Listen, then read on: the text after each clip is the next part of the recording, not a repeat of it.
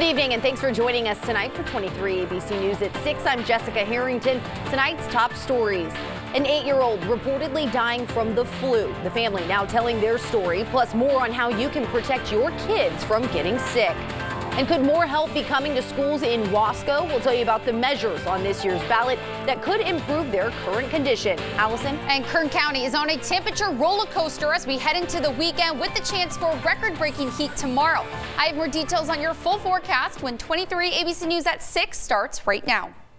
Live from downtown Bakersfield, 23 ABC News at 6 starts now. Good evening. The second grader from Norris Elementary getting diagnosed with the flu and dying shortly after. That's a story we're going to get to in just a minute. But first tonight, we want to go to one man is in custody facing charges of an attempted murder after allegedly stabbing a man in Wofford Heights.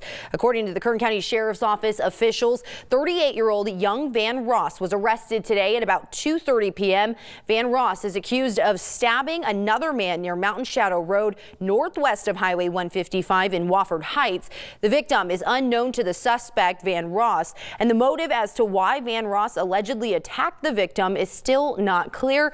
Officials say the victim is currently listed in serious condition.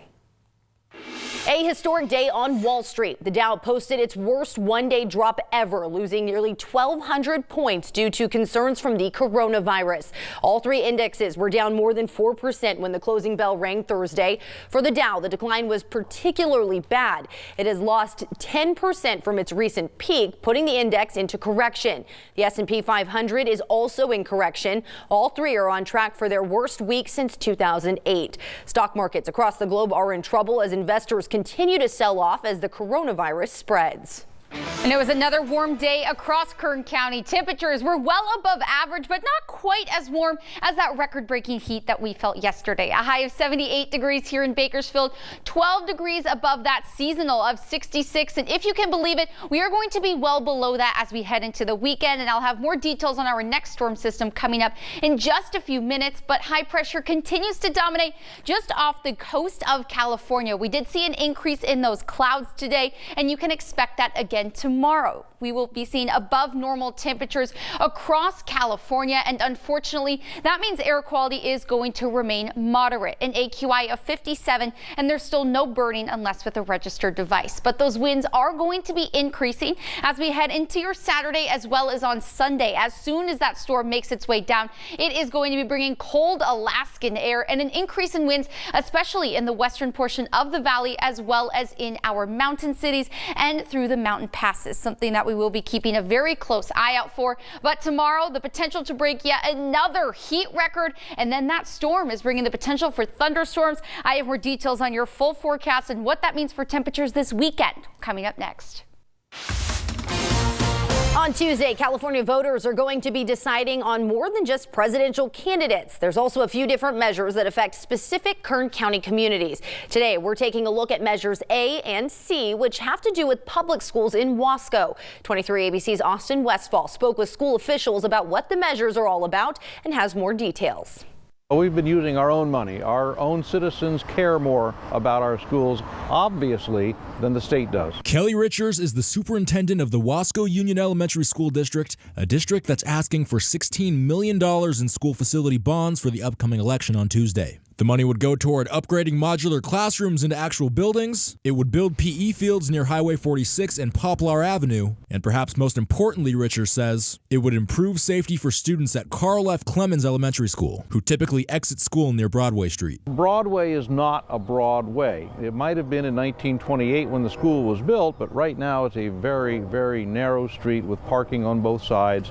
And small elementary children spill out of here while parents try to pick them up. Richards says the money from the measure would allow them to build a student drop-off and pickup zone that is off-street. Parents will be able to pull in here, come right along here, and this becomes a drop-off area for their children. That's what Wasco residents will be voting for with Prop C. Then there's Prop A, which deals with Wasco Union High School, which recently had a major facelift. It has almost completely been modernized with the exception of a gym. The gym and 2 additional classroom buildings. Prop A would provide nearly $39 million to fund the construction of a brand new 2,000-seat gymnasium near the corner of 5th Street and Poplar Avenue, complete with new locker rooms. The funds would also modernize their existing gymnasium so simultaneous events could happen in both gyms. Existing locker rooms of the existing gymnasium are so old. They were constructed in the mid-40s.